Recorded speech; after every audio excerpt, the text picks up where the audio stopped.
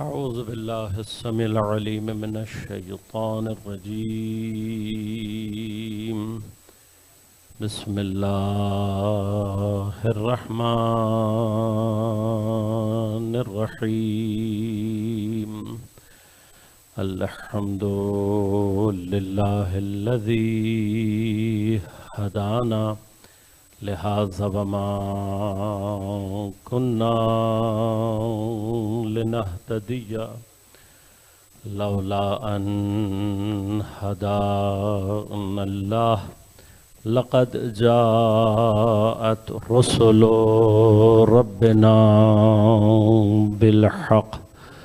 الصلاة والسلام على رسول المسدد المصطفى الأمجد المحمود الأحمد أبي القاسم محمد الله. والصلاة والسلام على أسد الله الغالب غالب على كل غالب علي بن أبي طالب. والصلاة والسلام على سيدة المعصومة المظلومة الطاهرة البتول بضعة الرسول فاطمة الزهراء سيدة نساء العالمين. والصلاة والسلام على الحسن المجتبى والحسين المظلوم وأهل بيته الطيبين الطاهرين المعصومين مظلومين المنتجبين المنتخبين، لا سيما بقية الله في الأراضين، روحي وأرواح العالمين لتراب مقدمه الفدا. ولعنة الله على أعدائهم مجمعين. أما بعد، قال الله تعالى في كتابه الكريم: بسم الله الرحمن الرحيم.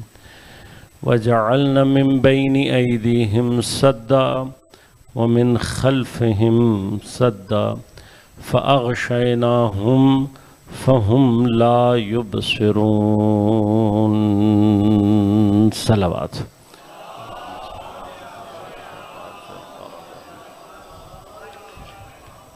مومنین کرام، سامعین محترم، عزیزان گرام قدر، عزاداران سید الشہداء، سال نو ایک مرتبہ پھر ہمارے لیے عزاداری کا پیغام لے کر وارد ہوا ہے۔ محرم الحرام کا چاند حلول ہوتا ہے اور مؤمنین کے قلوب پر عزاداری سید الشہداء کا رنگ دوبارہ تازہ ہو جاتا۔ کائنات میں کربلا کی حقیقت کے آثار اس سے زیادہ شاید ہی کوئی اور حقیقت ہو کہ جس کے آثار دنیا میں اس طریقے سے ظاہر ہوتے۔ آیت اللہ وحید خراسانی دامت برکاتہ ارشاد فرماتے ہیں کہ تاریخی اور روایی اسناد سے یہ بات ثابت ہے کہ کربلا کا غم وہ غم ہے کہ جسے اللہ تبارک و تعالی نے بھی انجام دیا ہے۔ یہ عزاداری وہ ہے کہ جس کی عزا میں خود پروردگار عالم نے بھی نوعاً شرکت فرمائی۔ لہذا ہم سے جو عزاداری کی دلیلیں مانگتے ہیں، ہم سے جو عزاداری کے لیے سوالات کرتے ہیں، کبھی تاریخ میں ایک مرتبہ جا کر نگاہ کریں تو پروردگار عالم کی جانب سے بھیجے گئے تمام انبیاء، تمام رسول، تمام پیغمبر، تمام اولیاء، تمام ائمہ کے درمیان میں واحد ذات گرامی ہے حضرت سید الشہداء۔ اکثریت انبیاء قتل نہیں ہوئی، بعض انبیاء ہیں کہ جنہیں قتل کیا گیا۔ ان میں سے ایک نام حضرت یحییٰ علیہ السلام کا ہے، اور حضرت یحییٰ علیہ السلام کے قتل کے بعد جس جگہ حضرت کو قتل کیا گیا اور آپ کا سر اقدس رکھا گیا، اس جگہ سے خون ابلتا رہا۔ بہت کوشش کی گئی، بہت مٹی ڈالی گئی، مٹی ڈالتے ڈالتے نوعاً ایک پہاڑ سا بن گیا، لیکن حضرت کا خون دب نہ سکا۔ پھر اللہ تبارک و تعالی نے قاتلین کے اوپر ایک بادشاہ کو مسلط کیا، اور جب تک اس نے ایک بہت بڑی تعداد میں قاتلین حضرت یحییٰ کو قتل نہ کر دیا، حضرت یحییٰ کا خون اگلنا بند نہیں ہوا۔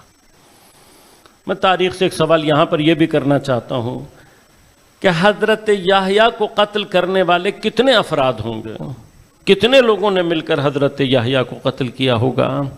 لیکن بدلے میں اللہ نے کتنے لوگوں کو قتل کروایا؟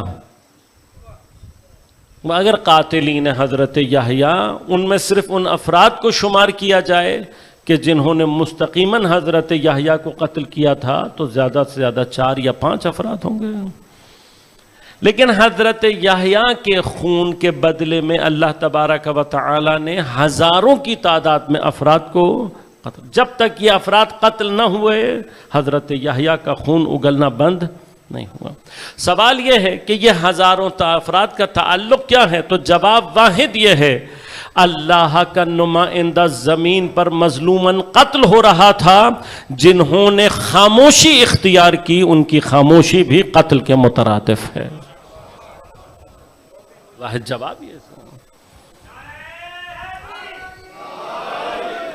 جو حضرت کی مظلومیت کے ساتھ قتل ہونے کو جانتے تھے اور اس کے باوجود خاموش رہے، اللہ نے ان کا انجام انہی افراد کے ساتھ کیا جو قاتلین حضرت یحییٰ کا انجام تھا۔ بس یہاں ہمیں یہ بات سمجھ میں آتی ہے کہ خود خدا کی سنت میں یہ بات شامل ہے، خدا کا نمائندہ مظلوماً زمین پر قتل ہو جائے اور کوئی جاننے کے باوجود بھی خاموش رہے اور ظالم پر لعنت نہ بھیجے، اس کی حمایت میں اپنی زبان نہ کھولے، وہ اللہ کے نزدیک اسی قاتل کی مانند ہوتا ہے۔ اور حضرت امام حسین علیہ السلام کی نسبت یقیناً جو مقامات ہیں وہ مختلف ہیں۔ حضرت یحییٰ کے مظلوماً قتل ہونے کے باوجود کسی تاریخ نے یہ نہیں لکھا کہ حضرت یحییٰ کے قتل کے بعد ایک مدت تک مثلاً پتھروں کو اگر اٹھایا جاتا تھا ان کے نیچے سے خون نکلتا تھا۔ کسی تاریخ نے نہیں لکھا۔ کسی تاریخ نے نہیں لکھا کہ آثار تکوینی زمین و زمان میں ایسے نمودار ہوئے ہوں جیسا کہ امام حسین علیہ السلام کے لیے نمودار ہو۔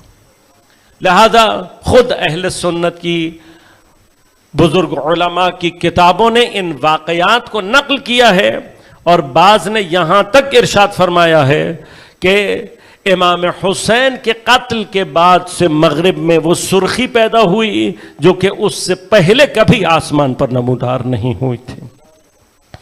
6 مہینے تک یہ سرخی آسمان پر مسلسل نمودار ہوتی رہی، 6 مہینے تک۔ کئی عرصے تک وہ آثار ظاہر ہوتے رہے زمین پر، کہ جن میں سے ایک اثر یہ تھا کہ کئی ہفتے تک لوگ جو پتھر اٹھاتے تھے اس پتھر کے نیچے سے خون نکلتا تھا۔ پروردگار عالم جب اپنے غضب کو ظاہر کرتا ہے تو اس کا غضب کس کیفیت کے ساتھ ظاہر ہوتا ہے؟ انہی تمام آثار کے ساتھ ظاہر ہوتا ہے۔ دنیا سے بڑے بڑے انبیاء تشریف لے گئے، انتقال فرما گئے، لیکن کسی کے لیے اللہ نے کائنات میں ایسی آیات کو ظاہر نہیں کیا جیسی آیات کو اللہ نے امام حسین علیہ السلام کے لیے۔ لہذا جس غم کا اظہار خود پروردگار عالم نے کیا ہو، اس غم کے لیے ہمیں کسی اور دلیل کی ضرورت نہیں۔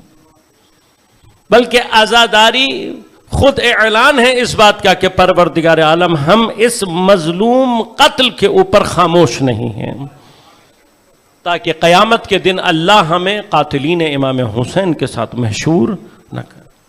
بس یہ عزاداری ایک اظہار اس بات کا ہے، اور دوسرا ائمہ اہل بیت اطہار اور بالخصوص جناب سیدہ سلام اللہ علیہا سے اپنی وفاداری کے اظہار کا نام ہے۔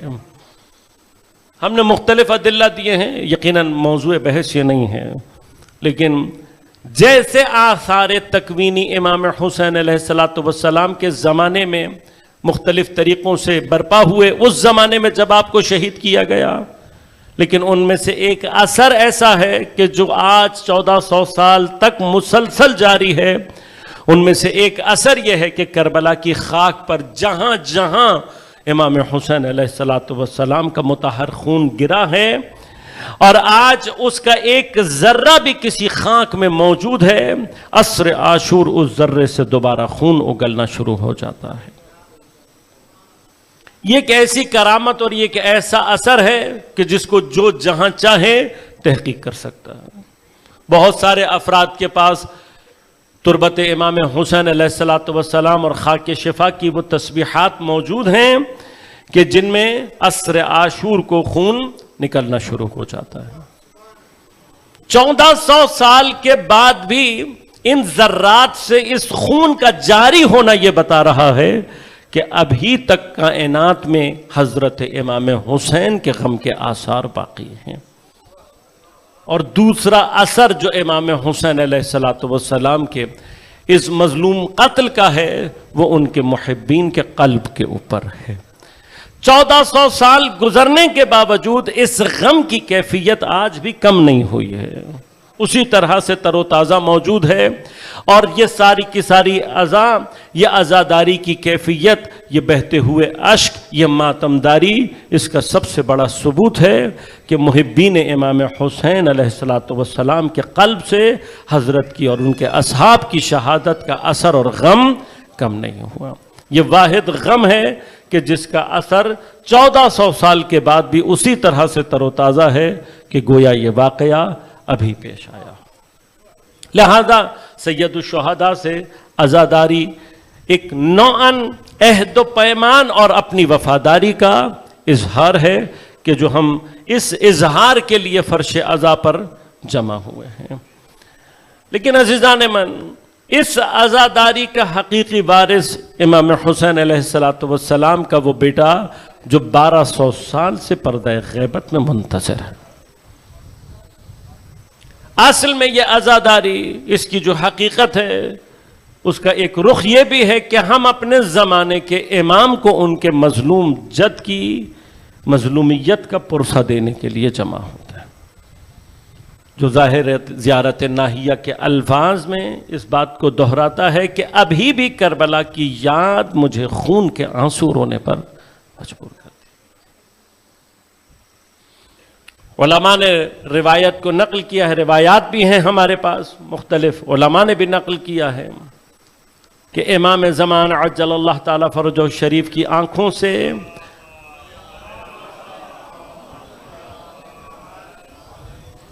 ہر روز کربلا اور کربلا کے بعد کے واقعات، کوفہ و شام کے واقعات کو حضرت کی نظر سے گزارا جائے۔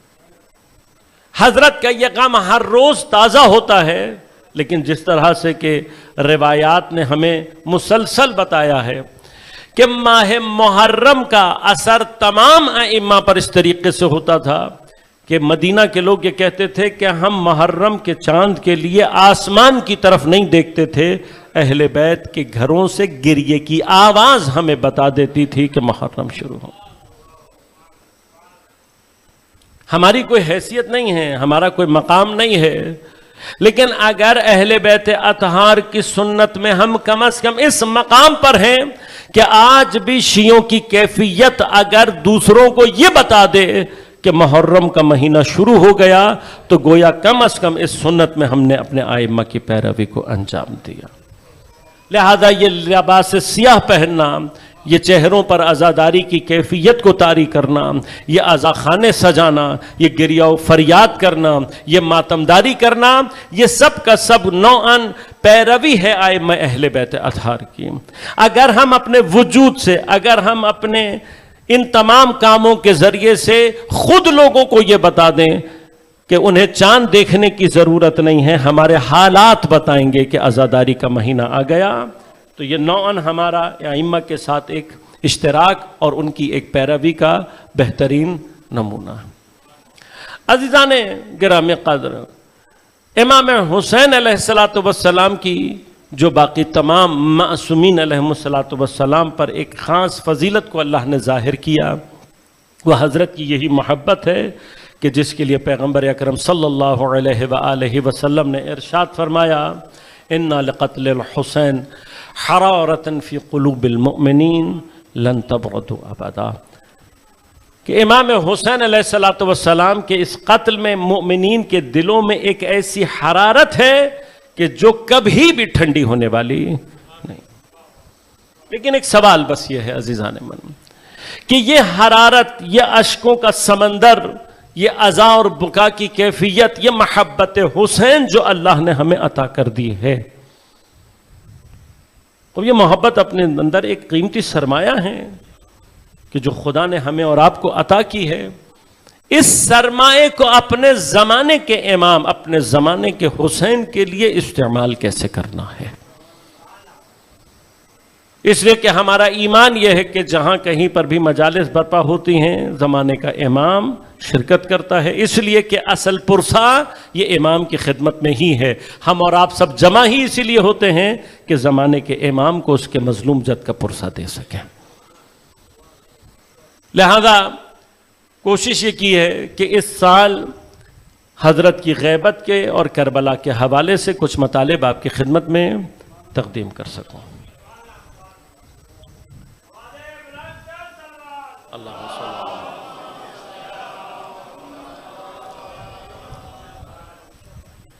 خب یہ ارتباط جس کے اوپر علماء نے مفصل بحثیں بھی کی ہیں، اور کبھی موقع رہا تو انشاءاللہ تفصیل سے بھی روشنی آپ کی خدمت میں خود بھی اس موضوع پر بھی ڈالوں گا۔ یاد رکھیے گا کہ کربلا غدیر کی فراموشی کا نتیجہ ہے۔ اگر غدیر نہ بھلایا جاتا کربلا برپا نہ ہوتے۔ اسی لیے ہم سے جب کہا جاتا ہے تو ہم ایک جواب اس عزاداری کے تسلسل، اس مسلسل عزاداری کا ایک جواب ہم یہ بھی دیتے ہیں کہ غدیر کو بھلایا گیا تو کربلا برپا ہوئی ہے، لہذا اب ہم نہ کربلا کو بھولنے دیں گے نہ غدیر کو بھولنے دیں گے۔ خود اس عزاداری کے ذریعے سے ہم نے غدیر کو بھی زندہ رکھنا ہے اور کربلا کے واقعے کو بھی زندہ رکھنا ہے۔ لیکن اگر ہم کربلا کے ذریعے سے خود کربلا کو اور غدیر کو زندہ رکھنے میں کامیاب ہو جاتے ہیں، اس کامیابی کا نتیجہ ظہور امام کی صورت میں ظاہر ہونا چاہیے۔ یعنی اگر ہم نے کربلا کو صحیح معنی میں لیا ہو، ہم نے کربلا سے صحیح استفادہ کیا ہو، تو کربلا ہمیں وہ طاقت عطا کرنے والی شے ہے کہ جو امام کی غیبت اور امام کے ظہور کے راستے میں پیدا ہونے والی ہر رکاوٹ کو ہٹا سکتے ہیں۔ لہذا ہماری عزاداری کا ایک اہم ہدف یہ ہونا چاہیے کہ ہم اس عزاداری کے ذریعے سے وہ ناصران امام پیدا کر سکیں کہ جن کی موجودگی میں زمانے کا امام غیبت کو ختم کر کے ظاہر ہوگا۔ اور ایسا نہیں ہے، کربلا سے جنہوں نے اپنے آپ کو منسلک کر کے عزاداری سے آگے بڑھ کر کربلا سے یہ درس لیے ہیں، وہ آج زمانے میں کربلا کی اس قوت کا اظہار کرتے ہوئے بھی نظر آ رہے ہیں۔ یہ کربلا کا معجزہ ہے۔ یہ چیزیں کہ کربلا میں یہ سب کچھ کیسے ہوا، کربلا امام حسین اور آپ کے اصحاب کی شہادت کے باوجود باقی کیسے رہی، یہ سارے کے سارے وہ سوالات ہیں، اور آج زمانے میں پیش آنے والے حالات خود بخود ان کا جواب دیتے ہوئے نظر آ رہے ہیں۔ کربلا کے واقعے کو 1400 سال گزرنے کے بعد، تقریباً 1350 برس کے بعد، اسی کربلا سے ایران کی سرزمین پر جو انقلاب برپا ہوا، جسے انقلاب اسلامی کہا جاتا ہے، ہم اور آپ سب واقف۔ امام خمینی رضوان اللہ تعالیٰ علیہ کے جو اس انقلاب کے پہلے اور اہم ترین رہنما اور لیڈر کے طور پر سامنے آئے، انہوں نے اس انقلاب کی کامیابی کے بعد دنیا کو بتانے کے لیے کہ میرے اس انقلاب کی کامیابی کا راز کیا ہے، یہ جملہ فرمایا تھا۔ کیا فرمایا؟ جب ان سے پوچھا گیا کہ آپ کے اس انقلاب کی کامیابی کا راز کیا ہے، ایک جملے میں فرمایا، کہا ہم نے جو کچھ لیا ہے محرم اور سفر سے لیا ہے۔ اس انقلاب کی کامیابی میں، اس کو یہاں تک پہنچانے میں جو کچھ ہم نے لیا ہے وہ محرم اور سفر سے لیا۔ یعنی کیا؟ ہمارے پاس اس انقلاب کو برپا کرنے اور کامیاب کرنے میں جو بھی فکر آئی ہے وہ سب کی سب کربلا سے آئی ہے۔ اب امام خمینی نے پہلی مرتبہ یہ ثابت کیا کہ اگر کوئی عزادار کربلا سے عزا کے مرحلے سے آگے بڑھ کر اپنے آپ کو امام کا ناصر بنانے کے لیے حرکت کرنا چاہے تو اس کربلا میں یہ قوت موجود ہے کہ وہ ایک عزادار کو خود بخود انقلابی میں تبدیل کر دیتی ہے۔ یہ کربلا کی اصل قوت کا نام ہے، کربلا ایک نظام کا نام ہے، کربلا ایک قوت کا نام ہے۔ کربلا کی اصل حقیقت کیا ہے؟ کربلا کی اصل حقیقت یہ ہے کہ کربلا اپنے زمانے میں طاغوت اور استکبار کا سب سے بڑا انکار ہے۔ اپنے زمانے کا سب سے بڑا طاغوت یزید، نیت کیا ہے کہ اللہ کے نظام اور دین کو مٹانا ہے، ظلم کا، استکبار کا، استحصال کا نظام لے کر آیا ہے۔ خدا کا نمائندہ امام حسین علیہ السلام اسی طاغوت کے انکار کی شکل میں سامنے آئے ہیں کہ طاغوت، اپنے زمانے کے طاغوت کا انکار۔ یہ جو اشعار آپ نے اس قدر اپنے بچپن سے سنے ہوئے ہیں، بارہا اس کی تکرار آپ سنتے ہیں کہ جو سید علی حجویری نے ارشاد فرمائے کہ شاہ است حسین بادشاہ ہست حسین، دی است حسین دی پناہ سرداد نہ داد دست در دست یزید حقا کے بنا الہ الہ است حسین۔ یہ جو دو آخری مصرے ہیں اس کے اندر پوری گفتگو موجود ہے کہ حضرت امام حسین نے اپنا سر دے دیا، یزید کے ہاتھ میں اپنا ہاتھ اور بیعت نہیں کی۔ یہ جو جملہ ہے کہ سرداد نہ داد دست در دست یزید، سر کٹوا دیا لیکن دست بیعت کو یزید کے حوالے، یہ جملہ کہہ کر پھر کہہ رہے ہیں حقا کے بنا الہ الہ است حسین۔ اب ان دو مصروں کا آپس میں رابطہ کیا ہے؟ رابطہ یہ ہے عزیزوں کہ لا الہ الا اللہ وہ کلمہ کہ جو مجھے اور آپ کو مسلمان بنانے کی ابتدا کرتا ہے۔ کبھی اس جملے کی حقیقت پر غور کر کے یہ سوچئے گا، بعض اوقات بعض بچے ہم سے سوال بھی کرتے ہیں کہ مولانا یہ جو لا الہ الا اللہ میں پہلا حصہ ہے لا الہ، یہ تو مشرکوں کے لیے تھا، یہ تو کفار کے لیے تھا، بت پرستوں کے لیے تھا، ان افراد کے لیے تھا جو پہلے سے بت پرست تھے۔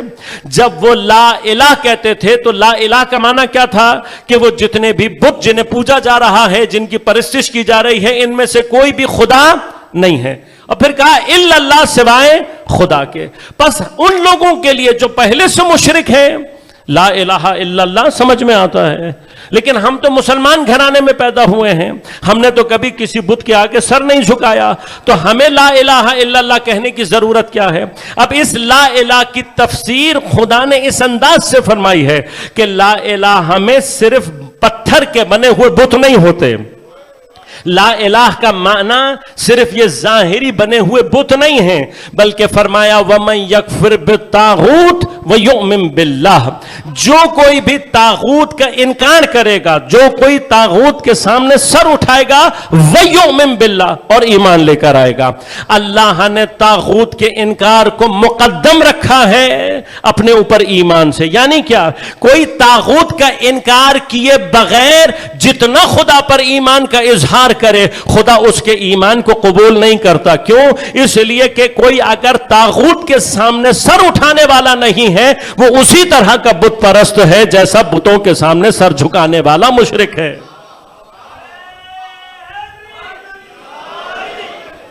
پس امام حسین علیہ السلام نے کیا کیا؟ جب یہ طاغوت یزید کی شکل میں اپنی پوری قوت کے ساتھ آیا، اب طاغوت اپنی پوری قوت کے ساتھ اس کیفیت کے ساتھ تھا کہ جب امام حسین مکہ مدینہ سے حرکت کر رہے تھے تو ہر شخص نے آ کر امام حسین کو منع کیا۔ کیا منع کیا؟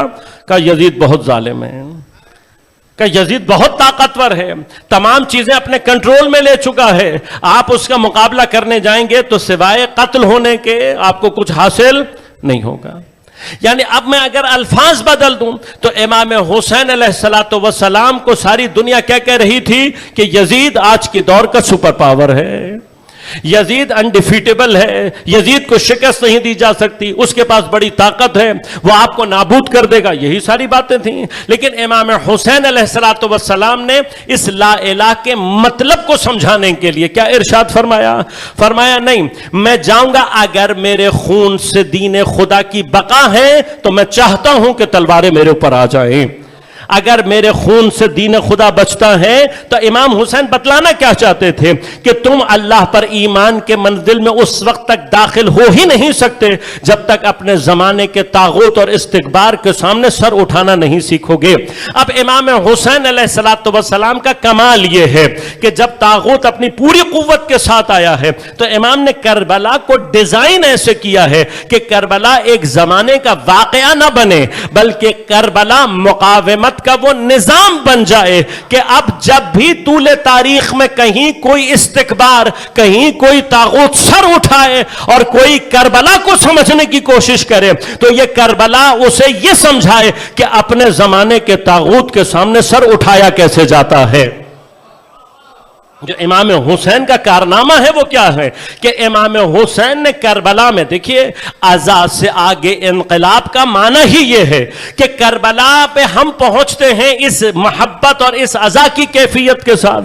جب یہ محبت ہمارے قلب میں پیدا ہو جاتی ہے، امام حسین کا قلب ہمارے قلوب پر طاری ہو جاتا ہے، تو اب ضرورت اس بات کی ہے کہ ہم یہ تلاش کریں کہ امام حسین نے کربلا میں پیغام کیا دیا ہے کہ میں کربلا میں تو نہیں تھا لیکن اگر آج بھی امام کے اس پیغام کو سمجھ کر میں اپنے زمانے میں اسی پر عمل کروں تو بعید نہیں ہے کہ قیامت کے دن حسین آغوش اپنی پھیلا کر یہ کہیں پروردگار یہ وہ تھا جس نے مجھ سے زمانے کا فاصلہ تو رکھا ہوا تھا، کسی اور زمانے میں آیا تھا لیکن میری سنت پر چل کر کربلا کے درس پر عمل کر کے آیا ہے، پروردگار اسے میرے کربلا کے شہداء کے ساتھ شریک فرما لے۔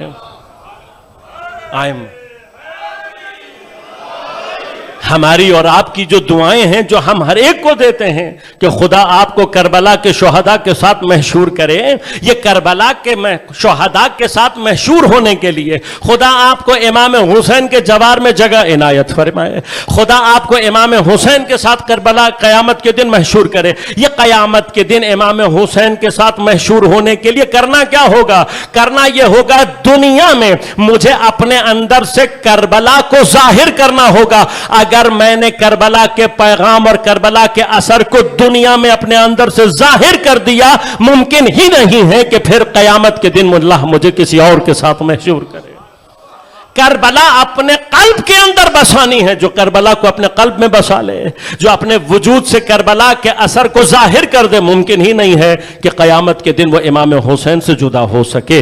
اب یہ اثر کیا ہے؟ یہ اثر یہ ہے کہ جب بھی استکبار، طاغوت کے سامنے انکار کی کیفیت پیدا ہو جائے، یہ کب پیدا ہوتی ہے؟ کہ جب انسان ایمان کے اس مرحلے میں داخل ہوتا ہے کہ خدا کے علاوہ اسے کوئی سپر پاور دکھائی نہیں دے رہا ہوتا۔ امام خمینی نے اس دور میں بھی باطل سے مقابلہ کرنے کے لیے جب اپنی تحریک کا آغاز کیا تو ایک بہت بڑی تعداد یہ کہہ رہی تھی آپ کے پاس ہے کیا؟ آپ کے پاس ہے کیا؟ کیا چیزیں ہیں آپ کے پاس جس کے ذریعے نہ پیسہ آپ کے پاس ہے، نہ دولت آپ کے پاس ہے، نہ شہرت آپ کے پاس ہے، نہ فوج آپ کے پاس ہے، نہ لشکر آپ کے پاس ہے، آپ انقلاب کو برپا کیسے کریں گے؟ امام خمینی نے کیا کہا؟ امام نے فرمایا میری فوج اس وقت ماؤں کی آغوش میں ہے۔ کون سی مائیں؟ یہ وہ مائیں ہیں جن کو میں نے کربلا کا درس دے کے کربلائی بنانا ہے. میں بس اتنا جانتا ہوں کوئی ماں کربلائی بن جائے اس سے امام کا لشکر خود بخود تیار ہو جاتا ہے. کربلا سے درس لینے والی ماں، کربلا سکھانے اور پڑھانے والی ماں. اب مجھے بتائیے نا، وہ ماں جو اپنے دودھ پیتے بچے کو لے کر 2.25 مہینے مسلسل عزاداری کی مجلس میں بیٹھتی ہو، جس کا بچہ اپنے دودھ پینے کے ساتھ ساتھ کربلا کو سنتا ہو، جو عباس کی شجاعت سنتا ہو، جو علی اکبر کی قربانی سنتا ہو، جو قاسم کا حوصلہ سنتا ہو، جو علی اصغر کی شہادت سنتا ہو، وہ اس کیفیت کے ساتھ دودھ پیتے ہوئے کیسے امام کے لشکر کا سپاہی نہیں بنے گا؟ یہ کربلا کی تاثیر ہے، یہ کربلا کی تاثیر ہے. لہذا حقا کے بنا لا الہ است حسین میں لا الہ کو اگر سمجھنا ہے تو امام حسین کا یہ اقدام کہ 10 سر داد نہ داد 10 در دست یزید، کہ امام نے سر کٹوا لیا لیکن اپنا ہاتھ طاغوت کے ہاتھ میں، استکبار کے ہاتھ میں نہیں دیا. یہ کیفیت ہے کہ امام یہ بتا رہے ہیں کہ اگر تم اپنے زمانے کے طاغوت کے سامنے سر اٹھا لو، یہ طاغوت کے سامنے سر اٹھانا ہی بت شکنی ہے. یہی ہے بت شکنی، یہی لا الہ کی پہلی منزل ہے.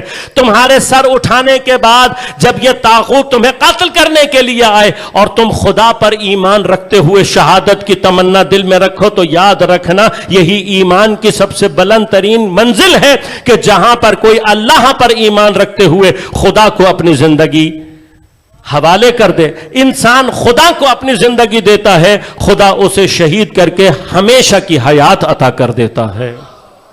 زندگی لیتا ہے خدا، لیکن بدلے میں شہادت کی شکل میں حیات آبادی دیتا ہے. اور پھر خدا کہتا ہے خبردار وَلَا تَقُولُوا لِمَنْ يُقْتَلُ فِي سَبِيلِ اللَّهِ أَمْوَاتٌ بَلْ أَحْيَاءٌ وَلَكِنْ لَا تَشْعُرُونَ. خبردار یہ جو میرے راستے میں قتل کر دیے گئے ہیں، خبردار انہیں مردہ مت کہنا. بل احیا، بلکہ یہ زندہ ہیں. وَلَكِنْ لَا تَشْعُرُونَ، تمہیں ان کی حیات کا شعور اور ادراک نہیں ہے. اب جو شہید ہو کر زندہ ہوتا ہے تو زندہ خود بخود اپنے آثار کو ظاہر کرتا ہے. شہید کا اثر کیا ہوتا ہے؟ شہید کا اثر یہ ہوتا ہے کہ جو اس کے پیچھے آنے والا ہوتا ہے، جو اس سے منسلک ہوتا ہے، جو اسی مقاومت کی راہ کا راہی ہوتا ہے، شہید کا کام یہ ہوتا ہے یستبشرون بالذین لم یلحقوا من خلفہم ان لا خوف علیہم ولا ہم یحزنون. اس مقاومت کے راستے پر جو پیچھے کھڑا ہوتا ہے، شہید اسے بشارت دیتا ہے. کس بات کی؟ کہ اللہ خوف علیہم ولا ہم یحزنون، انہیں اب ڈرنے کی اور گھبرانے کی ضرورت نہیں ہے. میں اس ساری کیفیت کو اس مثال کے ساتھ بیان کرتا ہوں. یہ شہادت کی منزل کیا ہے؟ شہادت کی منزل ایسے ہے کہ ہم اور آپ، مجھ جیسے گناہگار بعض افراد ایسے ہوتے ہیں کہ جنہیں موت ایک اندھیرے کنویں کی مانند لگ رہی ہوتی ہے. ہمیں نہیں پتہ لگتا کہ موت کے اس طرف کیا کہانی چل رہی ہے، مرنے کے بعد ہمارے ساتھ کیا ہونا ہے. لیکن یہ جو مقاومت کا مرحلہ ہے، یہ جو مقاومت کا نظام ہے، یہ انسان کو اس منظرے پر لے کر آتا ہے کہ جب انسان مقاومت کرتے ہوئے ایک مرتبہ کھڑا ہو جاتا ہے طاغوت کے سامنے، استکبار کے سامنے قیام کرنے لگتا ہے، تو پھر یہ قیام اس کے اندر ایمان کی کیفیت کو لے کر آتا ہے. اور جب یہ باطل اسے قتل کرتا ہے تو وہ پھر قتل ہونے کے بعد زندہ ہوتا ہے، لیکن ہمیں اس کی حیات کا شعور اور ادراک نہیں ہوتا. اب یہ بالکل ایسے ہی ہے کہ خدا نخواستہ آپ کی کوئی بہت قیمتی شے کسی بہت گہرے اور اندھے کنویں میں، بعض ایسے کنویں ہوتے ہیں، آپ لوگوں کے ہاں شاید زیادہ اس طرح کی کیفیت ہو، آپ نے دیکھا ہو، لیکن عام طور پر بلوچستان جن علاقوں میں پانی کم ہے، وہاں پر جو پانی کی سطح ہے زمین میں بہت نیچے ہوتی ہے. بعض اوقات کئی 100 فٹ کھودا جاتا ہے کنواں اور اس کے باوجود بھی پانی نہیں ملتا. بعض اوقات اتنے 100 فٹ کھودنے کے بعد بھی کنواں بہت تھوڑا سا پانی نکلتا ہے، کنواں متروک ہو جاتا ہے، کھودنے کے باوجود بھی پانی نہیں نکلتا. اب یہ کنویں ایسے ہوتے ہیں کہ ان کی تہ میں نہ روشنی جا سکتی ہے، نہ آواز جاتی ہے، نہ آپ کو کچھ پتہ لگتا ہے کہ اس کی تہ میں کیا ہے. ایسا اندھا کنواں، متروک کنواں کہ جس کی تہ بھی بہت گہری، نہیں پتا آپ کو کیا ہے. آپ کی کوئی قیمتی چیز گر جائے تو کیا ہوتا ہے؟ بعض اوقات انسان نیچے جانے سے ڈرتا ہے، گھبراتا ہے، نظر کچھ نہیں آ رہا، لائٹ نہیں پہنچ رہی نیچے. اب نیچے کنویں کی تہ میں خدا جانے کیا چیز ہے، کوئی زہریلی گیس، کوئی خطرناک کیڑا، کوئی سانپ، کوئی بچھو. اس خوف سے کیا ہوتا ہے، کوئی اترنے کے لیے تیار نہیں ہوتا. اور خدا نہ خواستہ کوئی بندہ جائے اور واپس نہ آئے تو پھر یہ خوف اور زیادہ مضبوط ہو جاتا. ہمارے اور آپ کے لیے موت کے بعد کی زندگی اسی کنویں کے مانند ہے. کئی لوگ چلے گئے اور جانے کے بعد کوئی خبر، کوئی آواز، کوئی اطلاع نہیں. لیکن جو مقاومت کے راستے پر ہوتے ہیں ان کی کیفیت کیا ہوتی ہے، جو قیام کرنے والے ہیں ان کی کیفیت کیا ہوتی ہے؟ ان کی کیفیت یہ ہوتی ہے، وہ ان جری افراد کی طرح سے ہوتے ہیں، اتنے نہ آنے والے کے باوجود بھی وہ کہتے ہیں میں جاؤں گا، خدا کی خاطر جاؤں گا. وہ اترتے ہیں اور اترنے کے بعد چونکہ زندہ ہوتے ہیں لہذا وہ کیا کرتے ہیں، خدا کہہ رہا ہے یستبشرون بالذین لم یلحقوا بہم من خلفہم. یہ نیچے جا کر بشارت دیتے ہیں. لیکن عزیزان من، شہداء کی یہ بشارت ہر ایک کے لیے نہیں ہے. شہداء کی یہ بشارت ہر ایک کے نصیب میں نہیں آتی. کس کے نصیب میں آتی ہے؟ بالذین لم یلحقوا بہم من خلفہم.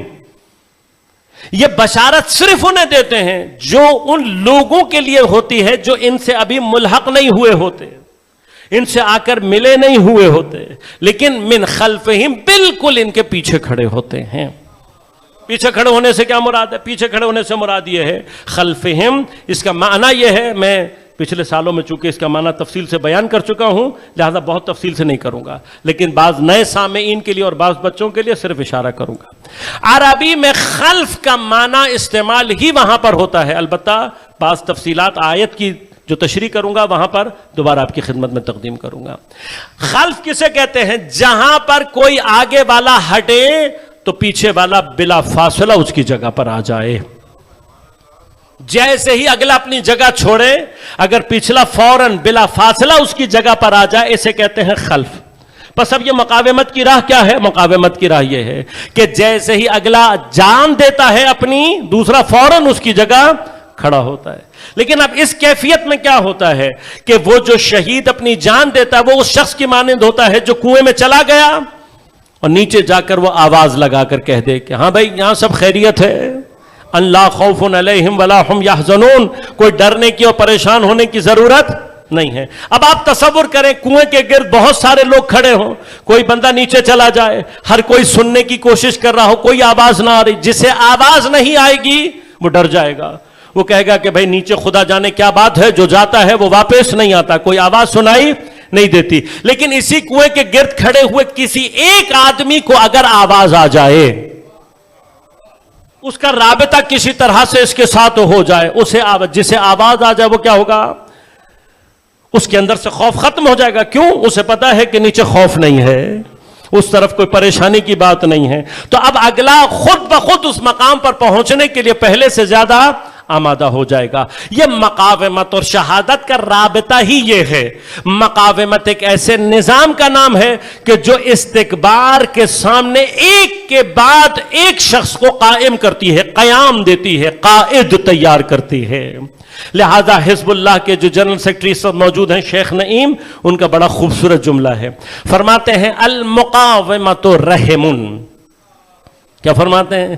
کہتے ہیں مقاومت اس رحم مادر کی مانند ہے، ماں کے اس رحم کی مانند ہے کہ تولد القیادہ.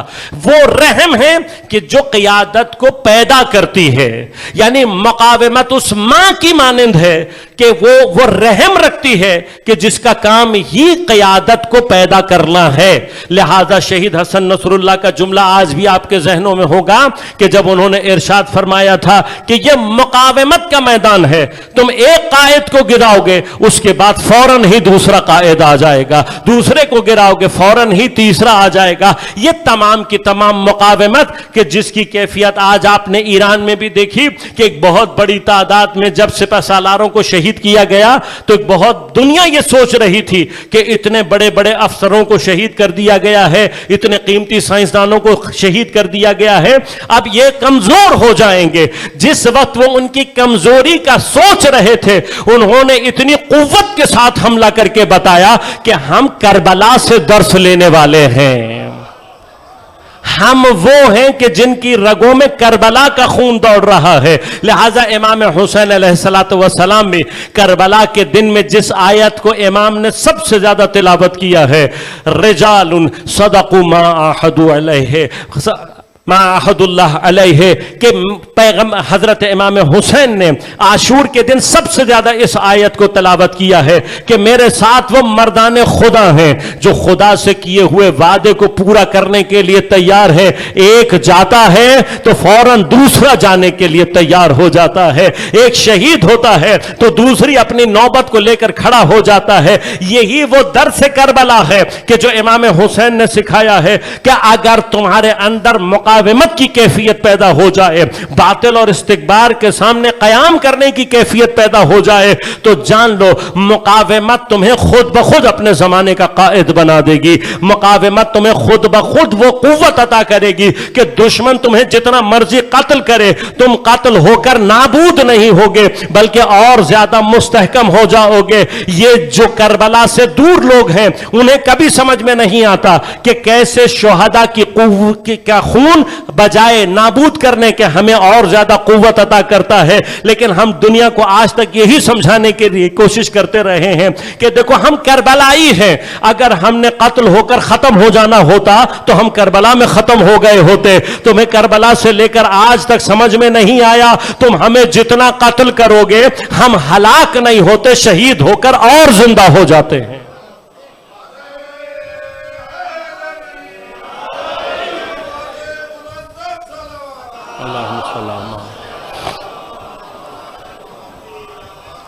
یہ کربلا کی قوت ہے۔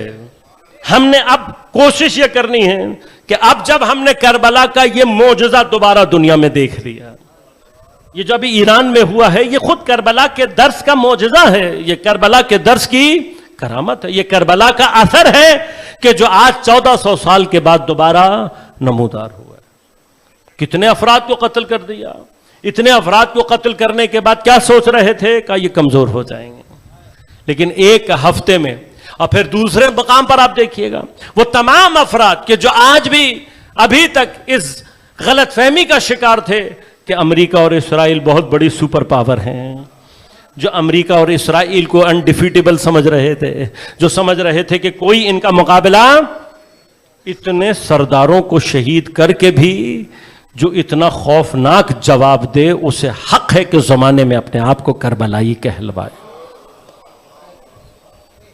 لیکن عزیزو سب سے بڑا کمال یہ ہے، سب سے بڑا کمال یہ ہے، آپ کبھی تاریخ میں پلٹ کر دیکھیں، کسی کے پاس اتنا اقتدار آ جائے، کسی کے پاس اتنی طاقت اور قوت آ جائے، کسی کے پیچھے اس قدر قوم اتنی کیفیت کے ساتھ کھڑا ہو، اس کے اندر غرور آ جاتا ہے۔ تاریخ انسانی ہے، بڑے بڑے ڈکٹیٹرز، بڑے بڑے آمر پیدا ہوئے، بڑے بڑے انقلابیوں کو ہم نے پلٹتے ہوئے دیکھا، لیکن جو کربلا سن کر جوان ہوا ہو وہ حسینی سید علی خامنہئی۔ آپ مجھے یہ بتائیے کہ کبھی کسی نے ریبر سے کوئی ایک متکبرانہ جملہ سنا ہو؟ کبھی اس نے کبھی کسی جگہ پر، دنیا میں آپ جا کر دیکھیں، کسی کے پیچھے 4 لوگ چلنا شروع ہو جائیں وہ اپنے آپ کو مہدی زمان کہنا شروع کر دیتا ہے۔ کتنے ہیں مہدویت کے جھوٹے دعوے دار، کتنے ہیں نبوت کے جھوٹے دار، بلکہ تاریخ میں تلاش کریں گے تو آپ کو 1-2 خدائی کے دعوے دار بھی مل جائیں گے۔ 4 آدمی پیچھے کیا کھڑے ہوں، انسان کا دماغ خراب ہو جاتا ہے، غرور اور تکبر اس کے وجود میں آ جاتا ہے۔ لیکن جو اتنے سالوں سے، اب آپ نے اس کی اقتدار کی قوت دیکھی، آپ نے دیکھا کہ کیسے چاہنے والے اس کے ساتھ ہیں، کیسے فدائی اس کے ساتھ ہیں، کیسے کیسے افراد کتنی قوت کے ساتھ اس کے ایک اشارے کے منتظر ہیں۔ اتنی قدرت حاصل کرنے کے بعد اس نے کبھی اپنے آپ کو کسی ایسے مرتبے پر، بلکہ کیا جملے ہیں، یہ جملے سنیں، رہبر یہ کہتے ہوئے نظر آتے ہیں امام زمانہ کو مخاطب کر کے، سیدی و مولائی، اے میرے سید، اے میرے سردار، میں آپ کا ایک ادنا سا خادم ہوں، جس کا جسم ناقص ہے، جس کے پاس تھوڑی سی عزت ہے جو آپ ہی کی دی ہوئی ہے۔ کون ہے یہ وہ ہے جو آج سپر پاور کی آنکھوں میں آنکھیں ڈال کر صرف آنکھیں نہیں دکھا رہا، ان کو وہ تماچے لگا رہا ہے جس کی گونج اس وقت پوری دنیا میں گونج رہی ہے، جو سپر پاور کو خاک چٹا رہا ہے، امام زمانہ کے سامنے ایک سر جھکا کر ایک ادنا سے خادم کے طور پر کھڑا ہو، اور پھر کیا کہہ رہا ہے؟ کہہ رہا ہے مولا میں آپ کا صرف ایک خادم ہوں، یہ حکومت بھی آپ کی ہے، یہ ملک بھی آپ کا ہے، یہ لشکر بھی آپ کا ہے، مولا آپ تشریف لائیں، میں آپ کی امانت آپ کے حوالے کروں اور آپ کے ادنا سے خاتموں میں شمار ہو جاؤں۔ میں آپ کو چیلنج کر رہا ہوں، چیلنج کر کے کہہ رہا ہوں، پوری تاریخ انسانیت اٹھا لے، اتنے مضبوط اقتدار پر پہنچنے والا، اتنا زیادہ امام کے سامنے حلیم، امام کے سامنے خاضع اور خاشع اور فروتن شخص آپ کو دنیا میں نہیں نظر آئے گا۔ یہ ہے کربلا کا پیغام، یہ ہے کربلا کا اثر۔ عزیزان من، ضرورت یہ ہے کہ ہم اور آپ کربلا سے اسی اثر کو لے کر اپنے اندر وہ مقاومت تیار کریں جو ہمارے اندر سے امام زمان کا لشکر تیار پیدا کرنے کی صلاحیت پیدا کرے۔ آج ایران نے کر کے دکھا دیا، اب ہمارے اور آپ کے لیے آسان ہے اس بات کو سمجھنا۔ کیا ہے ایران میں؟ کیا چیز ہے جو ان کو اتنی مضبوط بنا رہی ہے؟ سب سے پہلے جتنی بھی یہ استکبار اور طاقتور دنیا کی سپر پاور اپنے آپ کو کہنے والے ہیں، ان کے مقابلے پر خدا پر ایمان رکھنا، ان کو نہ کہنے کی قوت اپنے اندر رکھنا، ان کی ظلم اور استبداد اور استکبار کے سامنے نہ کہنے کی قوت کرنا۔ یہ کربلا کا وہ اہم ترین درس ہے جو امام حسین نے کربلا میں دیا، اور دے کر یہ بتایا کہ اگر تمہارے اندر مقاومت پیدا ہو جائے، اگر تم اپنے اندر یہ کیفیت پیدا کر لو، تم کربلائی خود بخود ہو جاؤ گے۔ سوال ہمیشہ یہ پیدا ہوتا ہے کہ کربلا میں امام حسین نے یہ قیام کیا، باقی ائمہ نے قیام کیوں نہیں کیا؟ اور پھر اسی سوال کے اندر جواب موجود ہے اس بات کا بھی کہ امام زمان عجل اللہ تعالی فرجہ الشریف اب تک پردہ غیبت سے اپنے آپ کو ظاہر کیوں نہیں؟ ان سارے سوالوں کا جواب ایک کیا ہے کہ امام حسین کو ایک کم ترین تعداد ایسے افراد کی مل گئی تھی، اور اب کربلا کے بعد دوسری کربلا نہیں ہونی، اس لیے کہ کربلا کے آثار ہیں۔ میں نے آپ کی خدمت میں عرض کیا کہ کربلا کے آثار وہ ہیں جو آج تک زمین و آسمان سے اپنے آپ کو ظاہر کر رہے ہیں۔ دوسری کربلا ہو جائے تو دنیا ختم ہو جائے گی، نہیں ہے دنیا کے اندر اتنا تحمل کہ پھر وہ سیدہ کی اولاد میں سے کسی اور کا خون اس مظلومیت کے ساتھ تحمل کر سکے، لہذا دوسری کربلا برپا نہیں ہونے۔ اور ہم نے امام کے سامنے، ہم نے خدا کے سامنے ثابت کیا کرنا ہے؟ ہم نے ثابت یہ کرنا ہے کہ پروردگار اب ہم نے وہ لشکر تیار کر لیا ہے جو اپنے آپ کو تو مٹا سکتا ہے لیکن زمانے کے حسین کو آنچ نہیں آنے دے گا۔ اس وقت ایران کے اندر جو کچھ بھی ہو رہا ہے وہ اسی کیفیت کے اظہار کا نام ہے، اتنے افراد شہید ہو گئے، اور آپ نے سنا یہ تو اب اس مرحلے پر استکبار پہنچ گیا ہے کہ جہاں کھلے عام دھمکیاں دے رہا ہے قتل کی۔ تو یہ کربلا کے واقعات کا ایک نوعاً ظہور ہے جو تاریخ میں دوبارہ ہو رہا ہے۔ کیسے یزید نے امام حسین کو قتل کرنے کی دھمکیاں دیں، تاریخ گواہ ہے۔ اپنے نمائندوں کو خط لکھ کر کہہ رہا ہے کہ اگر امام بیعت نہ کرے تو فوراً امام کو قتل کر کے سر مجھے بھیج دینا۔ یہ جرأت کر رہا ہے، یہ طاقت اس کے اندر، یہ جرأت پیدا ہو چکی ہے کہ سید الشہداء امام حسین علیہ الصلوۃ والسلام کے لیے یہ الفاظ استعمال کر رہا ہے، کھلی دھمکیاں دے رہا ہے امام کو۔ آج کا استکبار بھی، آج کا طاغوت بھی کھلی دھمکیاں دے رہا ہے رہبر کو۔ کھلی دھمکیاں ہیں.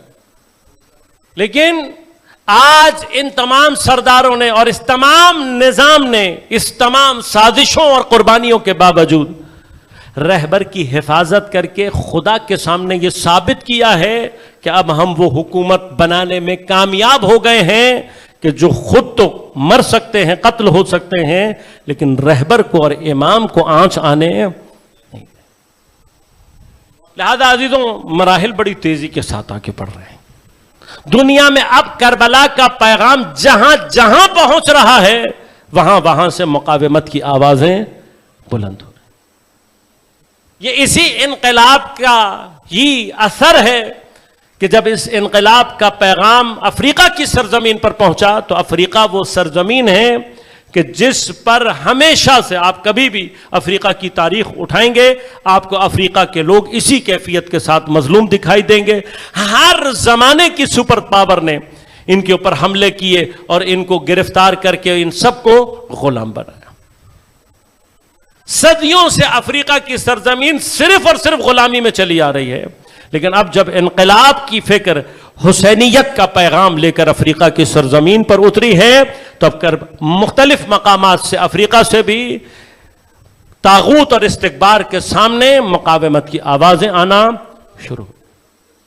صرف ایک بات کہوں گا عزیزوں کہ یہ یاد رکھیے گا کہ یہ خدا کی سنت ہے. انشاءاللہ اس موضوع پر تفصیل سے بات کروں گا اور اس محرم میں انہی تمام باتوں کو تفصیل سے آپ کی خدمت میں تقدیم کروں گا کہ خدا ہر قوم کو مہلت دیتا ہے، لیکن اگر وہ قوم پشت دکھا دے، جواب نہ دے، تو پھر خدا کی سنت یہ ہے کہ خدا اس قوم کو دوسروں سے بدل دیتا ہے. اور جب خدا یہ کام کر دے تو پھر وہ قوم کبھی بھی ہدایت کے راستے کو اپنے لیے پیدا نہیں کر سکتی. اب جو آثار دنیا میں ظاہر ہو رہے ہیں، اگر ہم نے مقاومت کا اظہار نہیں کیا، اگر ہم نے کربلا سے اسی نظام کو اپنے درمیان میں قائم نہ کیا تو خدا نخواستہ ایسا نہ ہو اتنے عرصے تک عزاداری کرنے کے باوجود خدا یہ نعمت کسی اور قوم کو دے دے. ڈرے ہمیں اور آپ کو سے ڈرنے کی ضرورت. لہذا انشاءاللہ ان ایام میں انشاءاللہ اگر ائمہ اہل بیت اطہار کی نگاہ لطف شامل حال رہی اور خداوند عالم کا کرم شامل حال رہا تو غیبت امام زمان کے حوالے سے کچھ مطالب آپ کی خدمت میں تقدیم کروں. میں نے آج صرف کربلا اور امام کی غیبت کے درمیان میں رابطے کی کیفیت کو بہت اجمالی طور پر آپ کی خدمت میں تقدیم کیا، لیکن اب جو گفتگو ہم انشاءاللہ اس کے بعد کریں گے اس کا میں ایک اجمالی طور پر آپ کو صرف چند ایک مطالب عرض کروں گا اور کل انشاءاللہ مفصل گفتگو آپ کی خدمت میں تقدیم کروں گا. 1200 سال ہو گئے ہمیں اور ہم سے زیادہ کوئی اور انتظار میں بیٹھا ہوا ہے. عربی کا ایک مقولہ ہے، عرب زبان کے افراد کہتے ہیں الانتظار اشد من الموت. انتظار موت سے زیادہ سخت ہوتا ہے. الانتظار اشد من الموت. اور کوئی 1200 سال سے مسلسل انتظار کر رہا ہے اور پھر اس کا انتظار کوئی معمولی انتظار نہیں ہے. ذوالفقار کے دستے پر ہاتھ رکھے ہوئے ہے، جس کی نگاہوں میں روزانہ کربلا کے منظر کو، کوفہ اور شام کے منظروں کو دہرایا جاتا ہے، جس کے پہلو میں کسی اور پہلو کے ٹوٹنے کا درد ہے، جس کے گلے میں اس رسی کے کھچنے کی تاثیر ہے جو حضرت امیر کے گلے میں ڈال کر مسجد میں کھینچ کر لے جایا گیا، جس کی آنکھوں میں ابھی تک شام غریبہ کے جلتے ہوئے خیموں کا دھواں ہے، جس کی زبان آج بھی حسین کے بچوں کی پیاس اور بھوک کو محسوس کر رہے ہیں. کون سی زیارت، کون سی دعا امام زمان کے سے متعلق ایسی ہے کہ جس میں یہ نہ کہا گیا ہو اینا کہاں ہے وہ کہ جو امام حسین کے خون کا بدلہ لینے والا ہے؟ امام کے القابات میں سے ایک لقب کیا ہے؟ منتقم خون حسین. جو کربلا کو دل میں لے کر انتظار کر رہا ہوں، اس کا انتظار کتنا سخت ہوگا، اس کے انتظار کی کیفیت کتنی شدید ہوگی.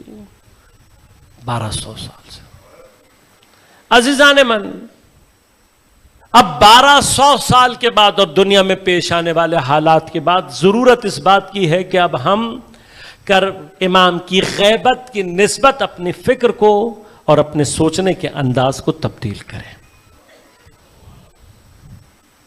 اب تک ہم نے سوال یہ کیا ہے کہ امام کی غیبت کب ختم ہوگی اور امام کا ظہور کب؟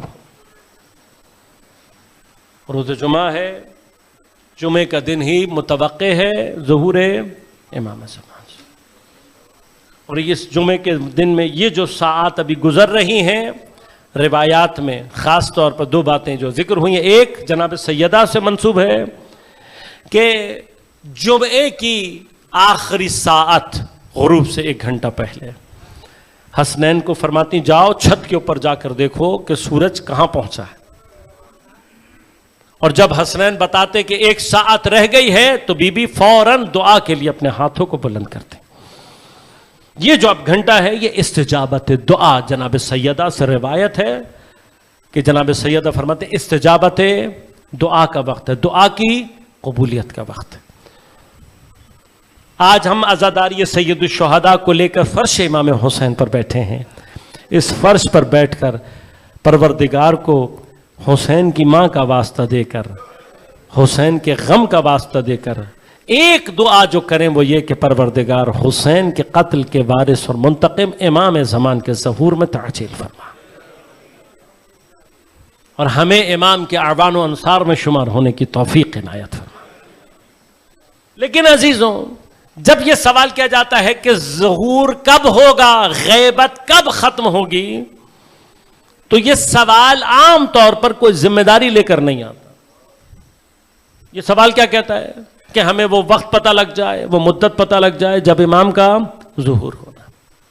لیکن اگر آپ سوال کو تھوڑا سا تبدیل کر دیں اور اب سوال یہ کریں کہ امام کا ظہور اب تک کیوں نہیں ہوا، امام کی غیبت اب تک ختم کیوں نہیں؟ اب جب آپ یہ سوال کرنا شروع کریں گے، میری آپ سے بس مختصر سے ایک درخواست ہے، یہ سوال لے کر اپنے ساتھ اپنے گھر جائیے گا اور بار بار اپنے آپ سے پوچھئے گا کہ امام کی غیبت اب تک ختم کیوں نہیں، امام کا ظہور اب تک کیوں؟ جب آپ اس کیوں پر سوچیں گے تو خود بخود آپ کو ایک ذمہ داری کا احساس ہونا شروع ہوگا. خود بخود اندر سے ایک آواز آئے گی کہ کہیں ایسا تو نہیں ہے کہ میں اپنی کوئی ذمہ داری ادا نہیں کر رہا، خدا نہ خواستہ ایسا تو نہیں ہے کہ میری وجہ سے فرزند زہرا کا انتظار طولانی ہو رہا. انسان کے ساتھ حالات پیش آتے ہیں. آپ کے دروازے پر کسی نے دستک دی ہو اور آپ کسی کام میں مشغول ہوں اور دستک دینے والے کو ٹائم لگ جائے، آپ کے جانے میں وقت لگ جائے، لیکن دروازہ کھول کر دیکھنے کے بعد آپ کو پتہ لگے کہ کوئی بہت بڑی شخصیت آئی. جب تک آپ اپنے کام میں مشغول تھے اور آپ کو نہیں پتا تھا دروازے پہ کون ہے، ایک الگ کیفیت تھی. لیکن اب جب آپ نے دروازہ کھولا اور دیکھا کہ کوئی بہت بڑی شخصیت ہے، فوراً ایک احساس ندامت آپ کے اندر پیدا ہوگا. آپ معذرت کریں گے، کہیں قبلہ معذرت، مجھے نہیں پتا تھا کہ آپ ہیں. کیوں؟ اگر مجھے پتا ہوتا میں اپنا ضروری کام چھوڑ دیتا، آپ کو انتظار میں کھڑا. عزیزوں، ایک مرتبہ، بس ایک مرتبہ یہ سوچنے کی ضرورت ہے کہ کہیں خدا نہ خواستہ ایسا نہ ہو کہ امام جو انتظار میں بیٹھا ہے 1200 سال سے، اس کے انتظار کی وجہ میں کہیں میں شامل ہو جاؤں. خدا نہ، میری وجہ سے ظہور میں تاخیر ہو جائے، میری وجہ سے غیبت میں. بھی سوچنے اتنے سے سوال پتہ کیوں اس لیے کہ جب تک یہ احساس پیدا نہ ہو غم انقلاب میں تبدیل نہیں ہوتا. آج ہم رو رہے ہیں کیوں؟ اس لیے کہ امام حسین کی اس مظلومیت کو بار بار ہمارے دل سے یہ دعا نکلتی ہے فَيَا لَيْتَنِي كُنْتُ مَعَكُمْ فَأَفُوزَ فَوْزًا عَظِيمًا. مولا کاش میں آپ کے ساتھ ہوتا تو اپنے آپ کو آپ کے ساتھ رکھ کر اس عظیم کامیابی تک پہنچتا. حسین کی مظلومیت، حسین کی غربت کو یاد کر کے ہم آج گریہ کر رہے ہیں. وہ ایام آئے کہ جب امیر شام واصل جہنم ہوا اور ناخلف بیٹا اسلام کو نابود کرنے کے غرض سے تخت پر بیٹھ کر اپنی حرکات کو انجام دینا شروع کیا.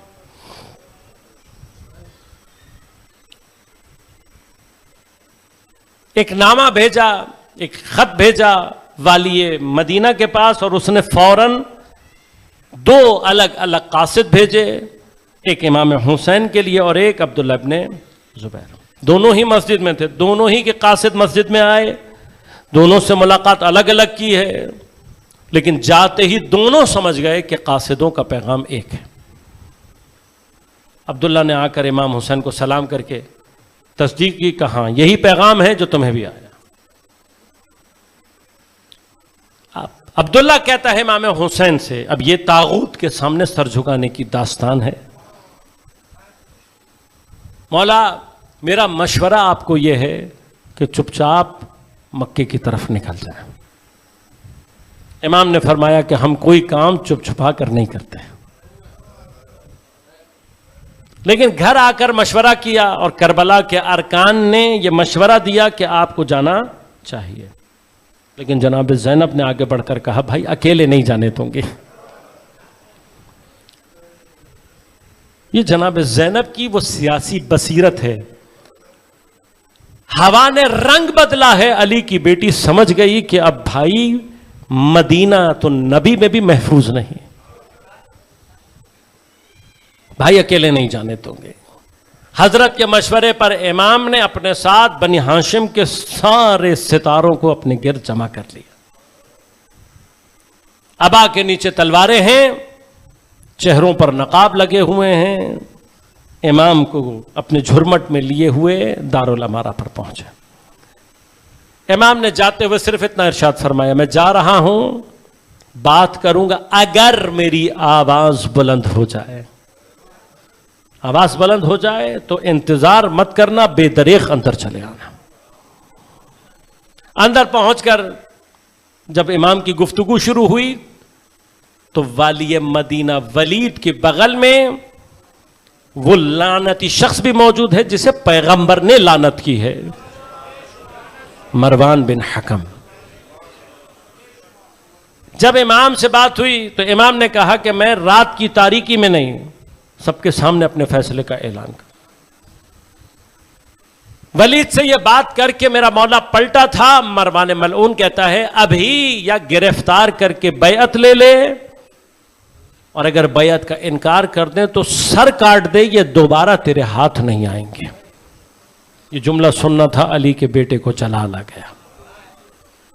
پلٹ کر ایک مرتبہ امام نے مشہور خطبہ ہے کہ جس میں امام نے پہلے اپنا تعارف کرایا کہ میں کون ہوں، معدن حکمت ہوں، میں نبوت کا گھر ہوں، میں رسالت کی کان ہوں. اور یزید کون ہے؟ جو علل اعلان فسق و فجور کرنے والا، جس کے ہاتھ بے گناہوں کے خون سے ڈوبے ہوئے ہیں. اور پھر تاریخی جملہ ہے، یہ ہے مقاومت کا درس جو امام حسین نے دیا. فرمایا مثلی لا یبایع مثلہ، مجھ جیسا کبھی بھی اس جیسے کی بیعت. یہ ہے مقاومت کا درس. ہم حسین نہیں، ہم حسین جیسا بننا چاہیں گے. حسین جیسا بننے کے لیے ہر زمانے کے یزید جیسے کی بیعت کا انکار کرنا شروع کر دو، حسینیت کے آثار تمہارے اندر سے خود بخود پیدا ہونا شروع ہو جائے. اور امام نے یہ جملہ کہتے ہوئے ذرا سا اپنے لہجے کو بلند کیا. تاریخ کہتی ہے بنو ہاشم کے تمام جوان اپنی تلواروں کو نکالے ہوئے نعرہ تکبیر لگاتے ہوئے दरवाज़ा तोड़कर अंदर दाखिल। किसी की जुर्अत न थी कि इमाम की तरफ आंख उठाकर देख सके। अपने जुलों में इमाम को लिए हुए वापस घर की तरफ पहुंचे। बस अजीजों, जैसे ही ये मंजर पढ़ता हूं किताबों में तो एक मर्तबा ख्याल आता है, आज मेरे मौला की आवाज सिर्फ बुलंद हुई है तो जानसार चारों तरफ से आकर इमाम को बाहिफाजत घर तक पहुंचा रहे हैं। बस अजीजों, 10 दिनों की तो बात है। फिर अस्र आशूर का वक्त होगा। हुसैन आवाज बुलंद नहीं कर रहे होंगे, इस्तिगासा कर रहे होंगे। इस्तिगासा बुलंद फरियाद को कहते हैं। चीख कर कह रहा होगा, मेरा मौला हल मिन मुगीसिन युगीसुना, है कोई हमारी मदद करने वाला। हल मिन यज़ुब्बो हल मिन ज़ाबिनन हरम रसूलुल्लाह, है कोई जो अल्लाह के रसूल की हरम रसूल की हिफाजत करने वाला कोई हो। हुसैन आवाजें लगा रहे होंगे, जानिसारों के बदन कांप रहे होंगे, बदन के टुकड़े कांप रहे होंगे और कोई हुसैन की मदद करने वाला ना होगा। बस अजीजों, एक मर्तबा तशरीफ लाए और ये तय पाया कि अब नाना का मदीना छोड़ना है। सफर का सामान होने लगा। 28 रजबुल मुरज्जब है जब इमाम हुसैन ने मदीना को तर्क करने का इरादा मुकम्मल किया और अपने सफर का आगाज किया। रावी कहते हैं आखिरी विदा के लिए हुसैन नाना की मरकत पर पहुंचे। अरे जिस नाना की आगोश में खेल कर हुसैन जवान हुआ है, वो नाना जो नमाज का सजदा तुलानी करे अगर हुसैन पुश्त पर आ जाए, वो नाना जो अपना खुतबा तर्क कर दे अगर हुसैन लड़खड़ा जाए, आज उसकी कब्र पे अपने आप को गिरा कर हुसैन ने इतना गिरिया करना शुरू किया। रावी कहते कि मर्तबा कब्र नबी में लर्जा पैदा हुआ। इमाम ने इतना गिरिया किया, इतना गिरिया किया कि इमाम पर गशी की कैफियत तारी हो गई। बस एक मर्तबा ख्वाब में पैगंबर को देखा। अरे हजरत के सर पर अमामा नहीं है, बालों में खाक है, गरेबान खुला हुआ है, चेहरा अश्कबार है। रोकर कहते हैं ए मेरे हुसैन, तेरे मदीना से निकलने का वक्त आ गया। ए मेरे हुसैन, वो वक्त आ गया जिसका वादा किया था।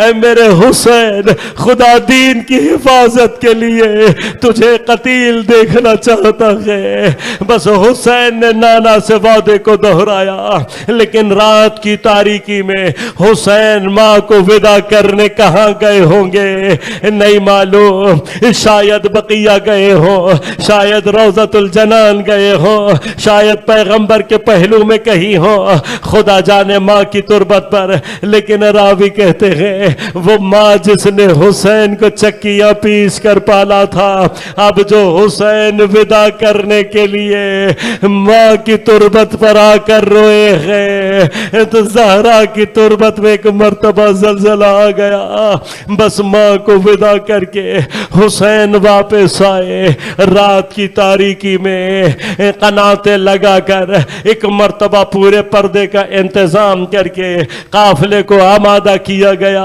अजीजों, बस सारी सवारियां तैयार हो गई। आखिरी मरहला था जब बीबियों ने सवार होना था। रावी लिखते हैं रात की तारीकी में मुकम्मल हिजाब में बीबियां महमिल में सवार होना शुरू हुई। लेकिन जब कोई बीबी आगे बढ़ती, उसका वारिस उसे सहारा देकर अपनी सवारी पर सवार कराता। जनाब उम्मे फरवा आई तो जनाब कासिम ने सवार कराया, जनाब उम्मे रबाब आई, जनाब अली अकबर ने सवार कराया, जनाब उम्मे कुलसूम आई, जनाब हजरत अब्बास ने सवार कराया। सारी बीबियां सवार हो गई। बस आखिर में एक बीबी बरामद हुई।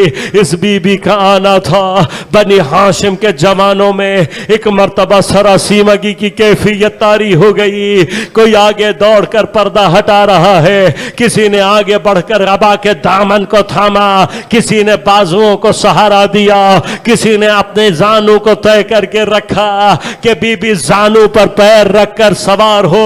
अरे इतनी शान, इतनी अजमत से बीबी सवार हुई। पूछने वाले ने एक मर्तबा पूछा, कहा ये बीबी कौन है? कहा ये अली की बेटी ज़ैनब कुबरा है।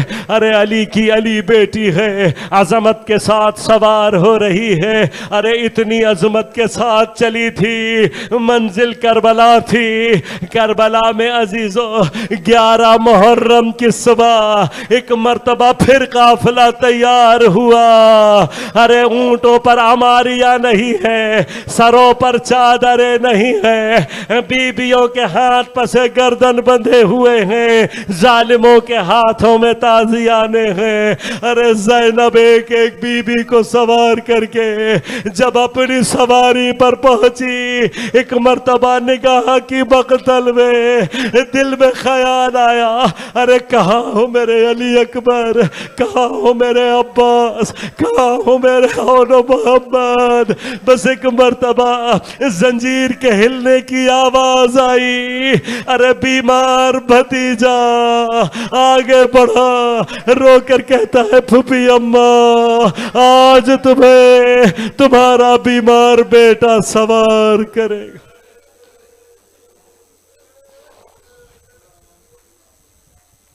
अल्लाह